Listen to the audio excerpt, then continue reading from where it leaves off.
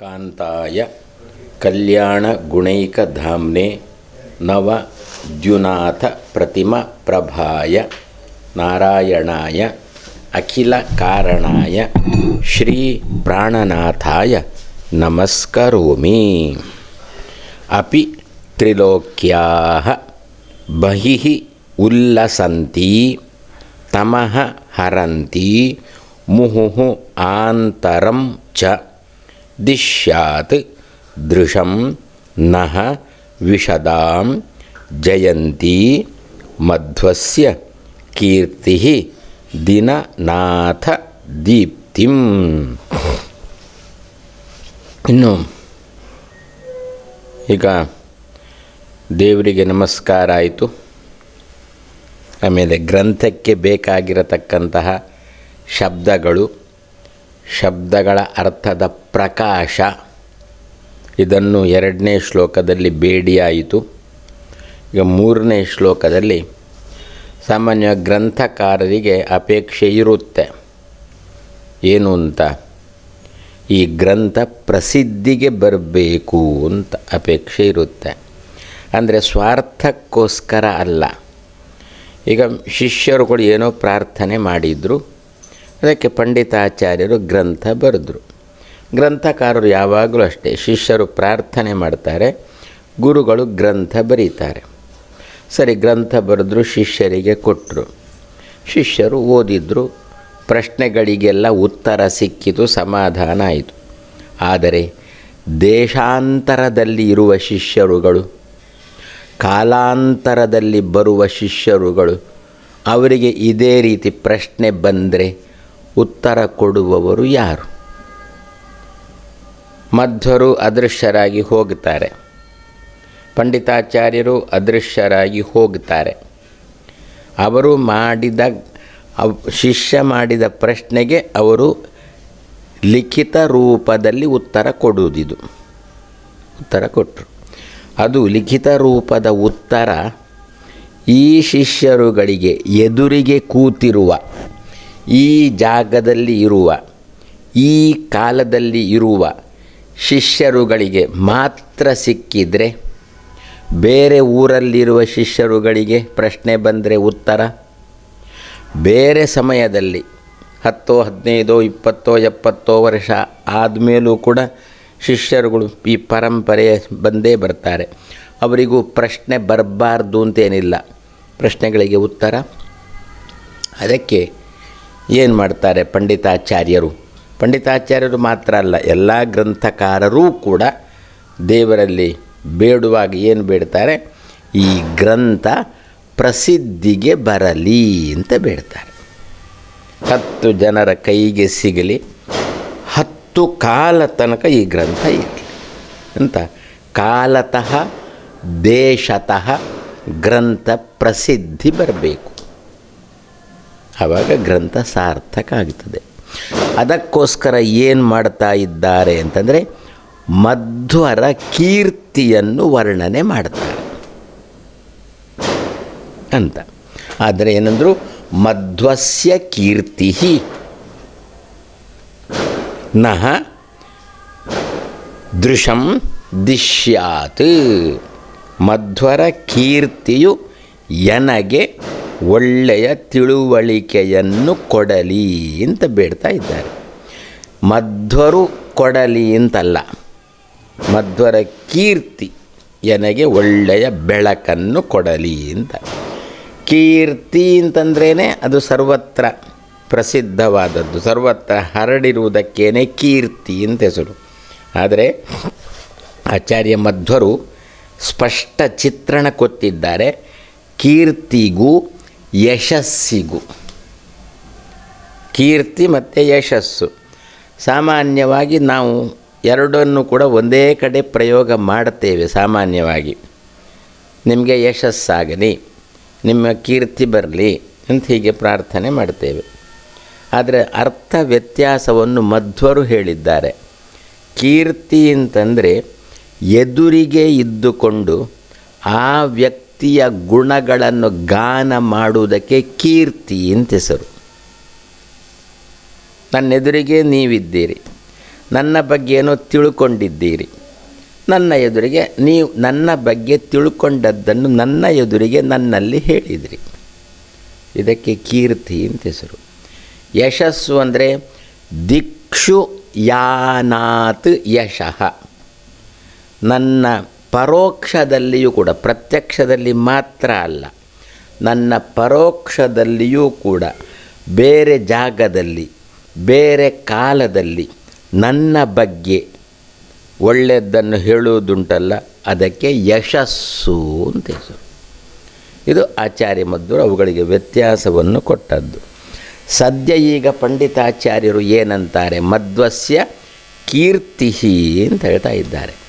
ಯಾಕೆ ಮಧ್ವಸ್ಯ ಕೀರ್ತಿ ಅಂತಲೇ ಹೇಳಿದರು? ದೇವರಲ್ಲಿ ಆಗುವಾಗ, ದೇವತೆಗಳಲ್ಲಿ ಆಗುವಾಗ, ಮನುಷ್ಯರನ್ನು ಬಿಟ್ಟು ದೇವತೆಗಳಲ್ಲಿ ಆಗುವಾಗ ಕೀರ್ತಿಯೇ ಯಶಸ್ಸು. ಯಶಸ್ಸು ಕಷ್ಟ. ಯಾಕೆ ಕಷ್ಟ? ಎಲ್ಲಿ ಹೋದರೂ ಅವರು ಇರ್ತಾರೆ. ದೇವತೆಗಳು ಸರ್ವತ್ರ ವ್ಯಾಪ್ತರು, ದೇವರು ಸರ್ವತ್ರ ಎದುರಿಗೆ ಹೇಳುವುದಕ್ಕೆ ಕೀರ್ತಿ ಅಂತ ಹೆಸರು, ಪ್ರತ್ಯಕ್ಷದಲ್ಲಿ ಹೇಳುವುದಕ್ಕೆ ಕೀರ್ತಿ ಅಂತ ಹೆಸರು, ಪರೋಕ್ಷದಲ್ಲಿ ಹೇಳುವುದಕ್ಕೆ ಯಶಸ್ಸು. ದೇವತೆಗಳಿಗೆ ನಾವು ಪರೋಕ್ಷದಲ್ಲಿ ದೇವತೆಗಳು ಇರಲಿಕ್ಕೆ ಸಾಧ್ಯ ಉಂಟಾ? ಇಲ್ಲ. ಅದಕ್ಕೋಸ್ಕರ ಏನು ಮಾಡಿದರು, ಬೇರೆ ದೇವತೆಗಳದ್ದಾದರೂ ಕಣ್ಣು ತಪ್ಪಿಸಬಹುದೋ ಏನೋ, ಗಾಳಿದ್ದಂತೂ ಕಣ್ಣು ತಪ್ಪಿಸಲಿಕ್ಕೆ ಸಾಧ್ಯನಿಲ್ಲ. ಯಾಕೆ? ಗಾಳಿ ಇಲ್ಲ ಅಂದರೆ ಸತ್ತೇ ಹೋಗ್ತಾನೆ ಇವ. ಆದ್ದರಿಂದ ಹೋದಲ್ಲೆಲ್ಲ ಗಾಳಿ ಇವನ ಜೊತೆಗೆ ಬೇಕೇ ಬೇಕು. ಆದ್ದರಿಂದ ಗಾಳಿಯ ಬಗ್ಗೆ ಹೇಳುವುದೆಲ್ಲ ಕೀರ್ತಿಯೇ. ಆದ್ದರಿಂದ ಮಧ್ವಸ್ಯ ಕೀರ್ತಿ ನಃ ದೃಶಂ ಅಂದರೆ ಏನರ್ಥ ಅಂತಂದರೆ, ನಾನು ಎಲ್ಲೆಲ್ಲಿ ಹೋಗ್ತೇನೋ 16 ಸರ್ಗದಲ್ಲಿ ನಾನು ಸಂಚಾರ ಮಾಡ್ತೇನೆ. ಪಂಡಿತಾಚಾರ್ಯರಂತ ಇದ್ದಾರೆ, 16 ಸರ್ಗದಲ್ಲಿ ಸಂಚಾರ ಮಾಡ್ತೇನೆ ನಾನು. ಮಧ್ವರು ಯಾರು? ಪಂಡಿತಾಚಾರ್ಯರು ಸಂಚಾರ ಮಾಡ್ತಾರೆ. ಆದ್ದರಿಂದ ಅಲ್ಲಿ ಎಲ್ಲ ಯಾರಿರಬೇಕು? ಮಧ್ವರು ಇರಬೇಕು. ಮಧ್ವರು ಇಲ್ಲದೆ ಮಧ್ವರ ಬಗ್ಗೆ ಹೇಳಿದರೆ ಅದು ಯಶಸ್ಸು ಅಂತಾಗುತ್ತೆ. ಪಂಡಿತಾಚಾರ್ಯ ಅಂತಾರೆ, ನಿಮ್ಮ ಬಗ್ಗೆ ನಾನು ಯಶಸ್ಸು ಬೇಡ, ಕೀರ್ತಿಯೇ ಬೇಕು ಅಂತಾರೆ. ಏನರ್ಥ? ನಾನು ಹೋದಲ್ಲೆಲ್ಲ ನೀವು ಇರಬೇಕು ಅಂತ ಅರ್ಥ. ಅದಕ್ಕೋಸ್ಕರ ಯಶಸ್ ಶಬ್ದ ಪ್ರಯೋಗ ಮಧ್ವಸ್ಯ ಯಶಃ ಅಂತ ಪ್ರಯೋಗ ಮಾಡದೆ ಮಧ್ವಸ್ಯ ಕೀರ್ತಿ ಅಂತ ಪ್ರಯೋಗ ಮಾಡಿದ್ದಾರೆ. ಆದ್ದರಿಂದ ಇದನ್ನೇ, ಈ ಶ್ಲೋಕವನ್ನೇ ಮಧ್ವಸ್ಯ ಕೀರ್ತಿರ್ದಿನನಾಥ ದೀಪ್ತಿಂ ಅಪಿ ತ್ರಿಲೋಕ್ಯ ಬಹಿರುಲ್ಲಸಂತಿ ತಮೋಹರಂತಿ ಮುಹುರಾಂತರಂಚ ದಿಶ್ಯಾದೃಶನ್ನೋ ವಿಷದಾಂ ಜಯಂತಿ ಮಧ್ವಸ್ಯ ಕೀರ್ತಿ ನಃ ನಮಗೆ ದೃಶಂ ಒಳ್ಳೆಯ ಜ್ಞಾನವನ್ನು ದಿಶ್ಯಾತ್ ಕೊಡಲಿ ಅಂತ ಹೀಗೆ ನಾವು ಈ ಒಂದು ಶ್ಲೋಕವನ್ನು ಅರ್ಥಾನುಸಂಧಾನ ಮಾಡಿ ಮಧ್ವರ ಕೀರ್ತಿಯು, ಮಧ್ವರ ಕೀರ್ತಿ ಎನ್ನುವುದಕ್ಕೆ ಒತ್ತು ಕೊಟ್ಟು ನನಗೆ ತಿಳುವಳಿಕೆಯನ್ನು ಕೊಡಲಿ ಅಂತ ಹೀಗೆ ನಿತ್ಯ ಪ್ರಾರ್ಥನೆ ಮಾಡಿದರೆ ನಮಗೆ ಯಾವುದೇ ಜಾಗಕ್ಕೆ ಹೋಗೋಣ, ಯಾವುದೇ ಕಾಲದಲ್ಲಿ ಇರೋಣ, ಯಾವುದೇ ಅವಸ್ಥೆಯಲ್ಲಿರೋಣ, ಆವಾಗ ಮಧ್ವರು ನಮ್ಮ ಕಣ್ಣೆದುರಿಗೇ ಇರ್ತಾರೆ. ಅಂದರೆ ಮನಸ್ಸಿನ ಕಣ್ಣಿನ ಎದುರಿಗೇ ಮಧ್ವರು ಇರ್ತಾರೆ. ಅಂದರೆ ಮಧ್ವರ ಚಿಂತನೆ ಯಾವಾಗಲೂ ಬರ್ತಾ ಇರುತ್ತೆ ಅಂತ ಅರ್ಥ. ಮಧ್ವರ ಚಿಂತನೆ ಯಾವಾಗಲೂ ಬಂತು ಅಂತಂದರೆ ಮಧ್ವರು ಎದುರಿಗಿದ್ದಾರೆ ಅಂತ ಅರ್ಥನಾ? ಮಧ್ವರು ಎದುರಿಗಿದ್ದಾಗ ಮಧ್ವಜಯ ಪಾರಾಯಣ ಮಾಡಿದ್ರೆ ಅದು ಕೀರ್ತಿ ಆಯಿತು, ಮಧ್ವರದ್ದು ಯಶಸ್ಸಾಗಲಿಲ್ಲ. ನಮಗೇನಾಗಬೇಕು? ನಾನು ಮಧ್ವರ ಹತ್ರ ನಮ್ಮದು ಪ್ರಾರ್ಥನೆ, ನಾನು ನಿಮ್ಮ ಕೀರ್ತಿಯನ್ನು ಹೇಳಿಕೊಂಡು ಬರ್ತೇನೆ, ಯಶಸ್ಸನ್ನಲ್ಲ. ಯಾಕೆ? ಕೀರ್ತಿಯನ್ನು ಹೇಳೋದು ಅಂತಂದಾಗ ನಿಮ್ಮ ಎದುರಿಗೆ ಹೇಳೋದು ಅಂತ ಅರ್ಥ. ಆದ್ದರಿಂದ ಬರೀ ಅಷ್ಟು ಅಂತಲ್ಲ, ಇಡೀ ಮಧ್ವವಿಜಯ ಪಾರಾಯಣ ಮಾಡುವಾಗ ನಮಗೇನಾಗಿರುತ್ತೆ, ನಮ್ಮದು ಸಹಜ ಮಧ್ವವಿಜಯ ಈಚೆ ಬದಿಯಿಂದ ನಡೀತಾ ಇರುತ್ತೆ, ಆಚೆ ಬದಿಯಿಂದ ಮನಸ್ಸು ತನ್ನ ಕೆಲಸ ಮಾಡ್ತಾ ಇರುತ್ತೆ. ಅದಕ್ಕೆ ಇದರ ಸಂಬಂಧ ಇಲ್ಲ, ಇದಕ್ಕೆ ಅದರ ಮನಸ್ಸು ಮೊದಲೇ ಹೇಳಿರುತ್ತೆ ಮಧ್ವವಿಜಯದ ಹತ್ರ, ನನ್ನ ತಂಟೆಗೆ ಬರಬೇಡ ಅಂತ. ಮಧ್ವವಿಜಯನು ಹೇಳಿರುತ್ತೆ, ನನ್ನ ತಂಟೆಗೆ ನೀನು ಬರಬೇಡ ಅಂಥೇಳಿ. ಅಂತೂ ಬಾಯಿ ಮಧ್ವವಿಜಯದಲ್ಲಿರುತ್ತೆ, ವಿಷಯ ಮನಸ್ಸಿನಲ್ಲಿರುತ್ತೆ. ಹೀಗೆ ನಮ್ಮದು ಪಾರಾಯಣ ನಿರಂತರ ನಡೀತಾ ಇರುತ್ತೆ. ಅದಕ್ಕೆ ಏನಾಗಬೇಕು ಅಂತಂದರೆ, ಇದು ಮಧ್ವ ವಿಜಯ ಅಂತಂದರೆ ಮಧ್ವರನ್ನು ಹೊಗಳುವುದು ಅಂತ ಅರ್ಥ. ಮಧ್ವರನ್ನು ಹೊಗಳುವುದಂದರೆ ಎಲ್ಲಿ ಹೊಗಳಬೇಕು? ಮಧ್ವರ ಎದುರಿಗೆ ಹೊಗಳಬೇಕು. ಎದುರಿಗೆ ಹೊಗಳಬೇಕು ಅಂತಂದರೆ ಮಧ್ವವಿಜಯ ಪಾರಾಯಣ ಮಾಡ್ತಿರುವಾಗ ಮಧ್ವರ ಚಿಂತನೆ ಇರಬೇಕು. ಮಧ್ವರು ನಮ್ಮ ಮನಸ್ಸಿನ ಕಣ್ಣಿನಿಂದ ದೂರ ಹೋಗಬಾರದು. ಕಣ್ಣೆದುರಿಗೆ ಇದ್ದು ಮಧ್ವವಿಜಯ ಪಾರಾಯಣ ಮಾಡಿದರೆ ಮಧ್ವಸ್ಯ ಕೀರ್ತಿ.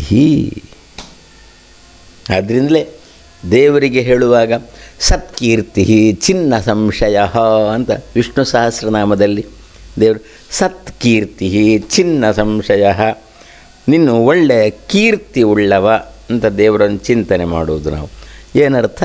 ಅವನನ್ನು ನಾವು ಹೊಗಳುವಾಗ ನಮ್ಮ ಕಣ್ಣೆದುರಿಗೆ ಅವು ಇರಬೇಕು.